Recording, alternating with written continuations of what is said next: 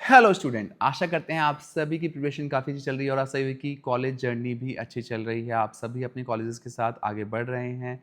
Colleges की journey शुरू होने वाली है, अभी क्लासेस भी शुरू हो जाएंगी थोड़े दिन बाद और ऐसे में हमें कई बार मोटिवेशन की ज़रूरत पड़ती रहती है और ये बात शिक्षा नर्ड बखूबी जानता है। इसलिए हम अपनी मोटिवेशनल वीडियोज़ के माध्यम से आपके लिए बहुत सारी वीडियोज़ लेके आते रहते हैं और इसी श्रृंखला में हम लेके आए हैं आज की वीडियो, जहाँ पे हम आपको बताने वाले हैं सक्सेस काफ़ी बच्चों को क्यों नहीं मिल पाती और सक्सेस मिलने में कितना वो पीछे रह जाते हैं, वो क्या कारण होता है जिस कारण से वो पीछे रह जाते हैं। तो ये कहानी ज़रूर पूरी देखिएगा और कहानी अगर आपको अच्छी लगे तो हमें कमेंट के माध्यम से बताइएगा भी ज़रूर। बिना देरी के शुरू करते हैं आज की कहानी।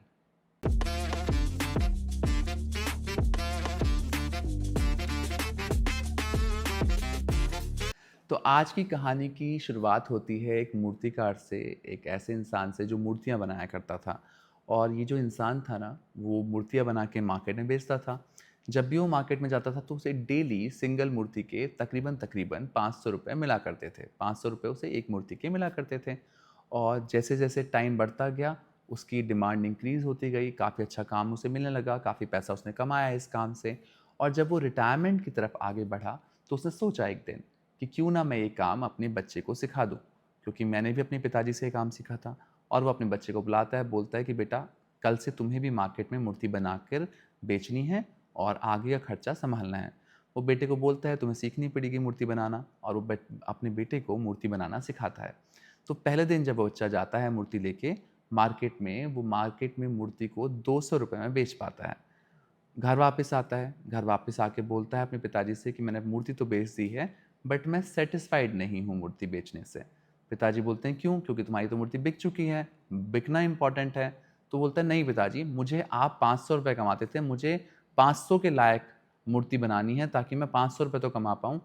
तो वो सिखाता है उसको, थोड़ा सा एड ऑन करता है उसकी स्किल्स में और उसको दोबारा अगले दिन भेजता है।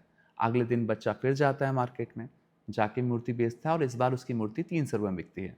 जब वो घर पहुंचता है फिर वो परेशान हो जाता है, कहता है कि पिताजी आप मुझे ढंग से सिखा नहीं रहे हैं, आपको सिखाना आ नहीं रहा है, आप सिखाना चाहते ही नहीं हैं, आप मुझे अच्छे से सिखाइए क्योंकि मुझे 500 रुपये की मूर्ति बेचनी है। इस बार पिताजी से और अच्छे से अपग्रेड करते हैं, समझाते हैं, सिखाते हैं, थोड़ा और उसे चीज़ें पे काम करना सिखाते हैं और मार्केट में दोबारा वो एक मूर्ति के साथ पहुँचता है। इस बार मूर्ति 450 रुपये की बिकती है। फिर से वो घर आता है, घर आके बोलता है पिताजी अभी भी कुछ कमी है जिसकी वजह से मेरी मूर्ति 500 रुपये की नहीं बिक पा रही जितने की आपकी मूर्ति बिका करती थी। तो यहाँ पे पिताजी उसे फिर दोबारा सिखाने बैठते हैं, सिखाते हैं, समझाते हैं और इस बार वो एक बहुत ही कमाल की मूर्ति बना के मार्केट में पहुँचता है।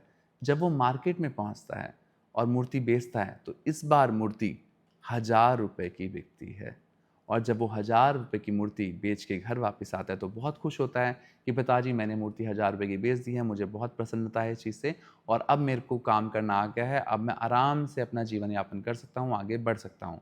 पिताजी से बोलते हैं कि अब मैं तुम्हें सिखाऊंगा कि तुम कैसे ये मूर्ति 1500 की बेचोगे। और वो बोलता है कि अब मुझे आपसे नहीं सीखना, आप तो 500 की बेचते थे, मैंने तो 1000 की बेची, मुझे बेचना आ गया है, अब मैं नहीं सीखना चाहता आपसे। यहाँ पे पिताजी बोलते हैं, मैंने भी यही गलती की थी जब मैंने अपनी पहली मूर्ति 500 में बेची थी। जब मेरे पिताजी ने मुझे सिखाया था तो वो मूर्ति 300 की बेचा करते थे। जब मैंने 500 की बेची तो मेरे अंदर भी इतना ही ओवर कॉन्फिडेंस आ गया था जिसकी वजह से मैं आगे मूर्ति बनाना नहीं सीख पाया और मैं वहीं रुक के रह गया।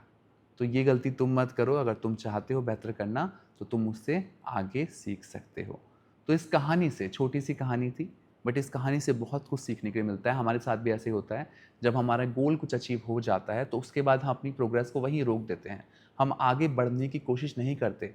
शायद से आगे हमारे लिए बहुत कुछ हो बट हम वो सब पीछे छोड़ देते हैं, बिकॉज हम वहाँ पहुँचने के बाद थका हुआ महसूस करते हुए अपने आप को वहीं रोक लेते हैं। ये बहुत सारे स्टूडेंट के साथ होता है कि छोटी कामयाबी पे ही वो लोग खुश हो जाते हैं और एक बड़े लक्ष्य से पीछे रह जाते हैं। आज की कहानी के माध्यम से आपको हमने समझाने की कोशिश करी कि आपका निरंतर पढ़ना, निरंतर आगे बढ़ना, निरंतर सीखना, always be a learner approach कितना इम्पॉर्टेंट है।